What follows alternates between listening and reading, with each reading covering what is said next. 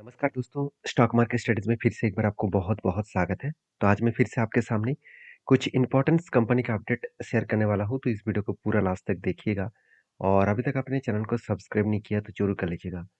सबसे पहले मैं डिस्कशन करूँगा रेलवे विकास निगम लिमिटेड के बारे में। देखिए रेलवे विकास निगम लिमिटेड बेसिकली आरबीएनएल नाम से इस कंपनी को जाना जाता है और सबसे इम्पोर्टेंट पॉइंट यही है कि आरबीएनएल के ऊपर बात करने से पहले मैं इस कंपनी के ऊपर सबसे एक गुड अपडेट पॉइंट आपको बता दूं कि रेलवे सेक्टर के ऊपर ऑब्वियसली हर कोई कंपनीज के ऊपर लगातार एक सेलिंग का प्रेशर देखने को मिला है। अभी सेलिंग का प्रेशर क्यों बना है? क्योंकि कंपनी के ऊपर रिजल्ट कंटिन्यूसली हर किसी कंपनीज के ऊपर क्वार्टरली रिजल्ट आ रहा है। तो इस कंपनी के ऊपर भी क्वार्टरली रिजल्ट आ चुके हैं। तो उस रिजल्ट किस तरीके से हुआ एक झलक मैं आपको दिखा देता हूँ। यहाँ पे देखिए रेलवे विकास निगम लिमिटेड कंसोलिडेटेड मतलब जो रिजल्ट है, कंसोलिडेटेड जो प्रॉफिट है, वो आप देख सकते हैं डिक्लाइंस हो चुके हैं। मतलब प्रॉफिट में डाउन साइड ट्रेड देखने को मिला। क्योंकि यहाँ पे बताया जा रहा है कि कंपनी की जो रिजल्ट है वो खराब हुआ है। किस तरीके से खराब हुआ? चलो एक बार आपको दिखा देता हूँ। सेल्स के डेटा के बारे में बात करूँ तो पिछले सालों में जो सेल्स था 5,400 करोड़ के आसपास। इस बार वो सेल्स घटकर कितना हो चुके हैं 4,000 करोड़। चलो मान ही लेता हूँ कि कंपनी 1,400 करोड़ तक कंपनी का सेल्स कम किया, मगर पिछले जो क्वार्टर्स का सेल्स था वो 6,700 था। तो अराउंड 3,000 करोड़ का सेल्स पिछले क्वार्टर की तुलना से कम किया। ये कंपनी के लिए बहुत बड़ा एक नेगेटिव सेंटिमेंट है और एक्सपेंस को भी कंपनी कंट्रोल में रखने के बाद कंपनी का नेट प्रॉफिट जो कंपनी 334 करोड़ का साल भर में प्रॉफिट किया था, वो आज 218 करोड़ बन चुके हैं।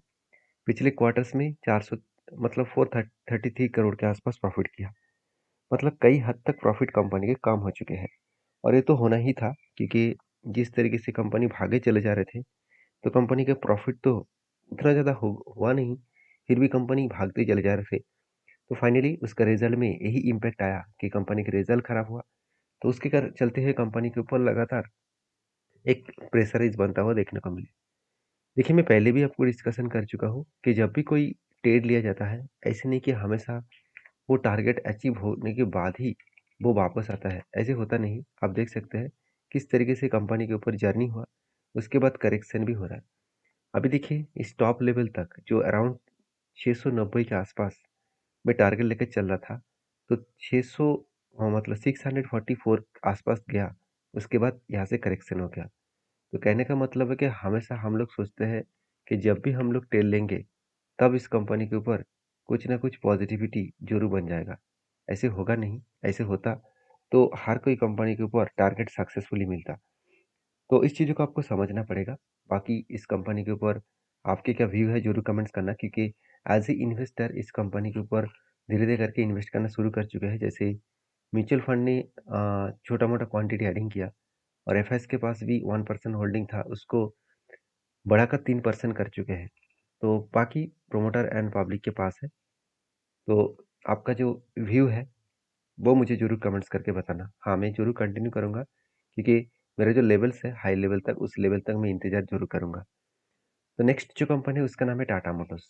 तो टाटा मोटर्स के बारे में चर्चा करूँ, तो टाटा मोटर्स इंडिया के सबसे बड़े अभी एक ऑटो सेक्टर कंपनी है।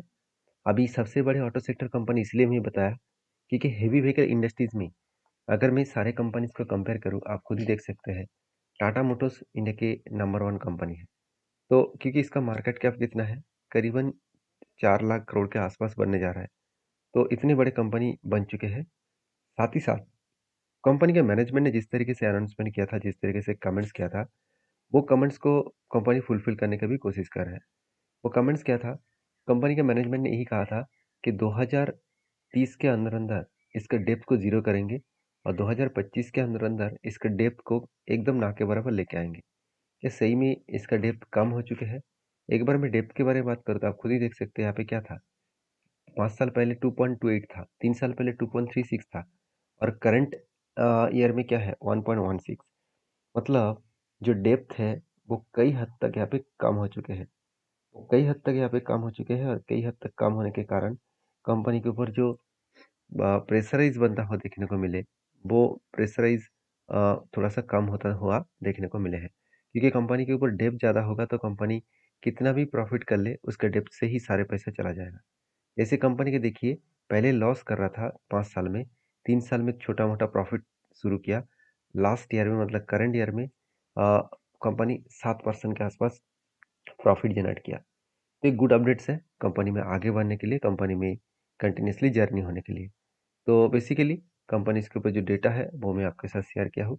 अभी आरओई एंड आरओसी दोनों ही आपको यहाँ पे पॉजिटिवली देखने को मिला, क्योंकि शानदार तरीके से आरओसी एंड आरओई ग्रोथ हुआ, क्योंकि 5% के आसपास 3 साल में था, आज 36% बन चुके हैं। और आरओसी जो 7% के आसपास था वो आज 20% बन चुके हैं। तो सारे पॉइंट्स कंपनी के ऊपर एक बेस्ट एंड पॉजिटिव देखने को मिला, जो इस कंपनी के ऊपर ग्रोथ होने के लिए काफ़ी है। तो बाकी इस टाटा मोटर्स के ऊपर एक गुड पॉइंट्स मैं आपके साथ शेयर करूं कि कंपनी के जो क्वार्टर रिजल्ट है वो फाइनली आ चुके हैं।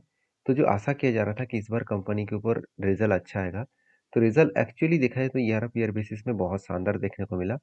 1,02,000 करोड़ का टोटल सेल्स था पिछले सालों में, इस बार 1,08,000 करोड़ के आसपास सेल्स हुआ।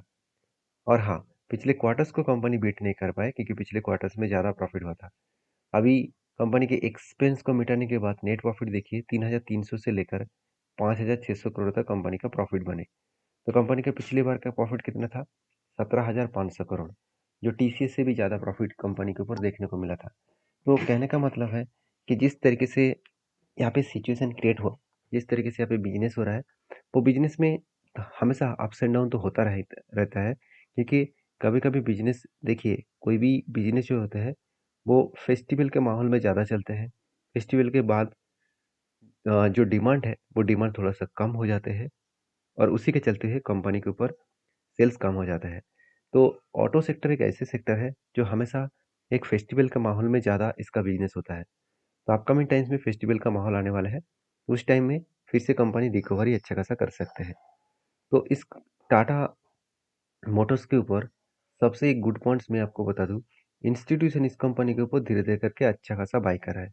जैसे म्यूचुअल फंड ने 6% होल्डिंग को बढ़ाकर 9.5% कर दिया, एफआईएस ने 13% होल्डिंग को 18% कर दिया। अभी एक और भी एक गुड पॉइंट्स आपके साथ शेयर कर लूँ कि म्यूचुअल फंड ने लास्ट कुछ फ्यू मंथ्स में डेटा देखा जाए तो देखिए यहाँ पे अप्रैल, उसके साथ मई, दोनों मंथ में अच्छा खासा बाई किया। जून मंथ में कुछ क्वांटिटी यहाँ पे सेल ऑफ किया गया। तो अच्छा खासा यहाँ पे सिचुएशन बने, उस सिचुएशन के बेसिस में कंपनी आगे बढ़ने का कोशिश कर रहा है। अभी इस कंपनी के ऊपर आपके क्या ओपिनियन है, जरूर मुझे कमेंट्स करके बताना। नेक्स्ट जो कंपनी है उसका नाम है एफएल इंडिया लिमिटेड। देखिए एफएल इंडिया लिमिटेड बेसिकली एक ऐसी कंपनी है जिसके ऊपर हर किसी की नज़र जरूर है, और एफएल के ऊपर मैं बहुत पहले से ही एक गुड पॉइंट्स, मुझे गुड एंट्री पॉइंट्स मुझे मिला था, उसके ऊपर मैं कंटिन्यू कर रहा हूँ। मैं आपको दिखाऊंगा एंट्री पॉइंट कहाँ पे मिला। तो उससे पहले मैंने क्यों एंट्री लिया था वो आपको समझना पड़ेगा। मान लेता हूँ कंपनी के वैल्यूएशन ज़्यादा है, मगर मुझे इस वैल्यूएशन से ज़्यादा इस कंपनी के क्वार्टरली रिजल्ट अच्छा लगा, क्योंकि कंपनी इस बार भी हाईएस्टली सेल्स जनरेट किया, जो पिछले क्वार्टर्स को, पिछले सालों को, दोनों को बीट कर पाए।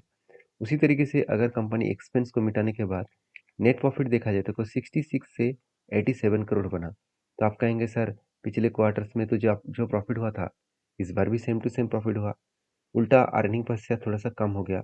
देखिए सेल्स जिस कंपनी का अच्छा है, प्रॉफिट भी सेम लेवल में है, तो ग्रोथ तो ऑब्वियसली अच्छा खासा होना ही चाहिए, क्योंकि दिक्कत कहाँ पे हुआ, एक्चुअली ऑपरेटिंग प्रॉफिट के हिसाब से देखा तो कंपनी अच्छा प्रॉफिट किया।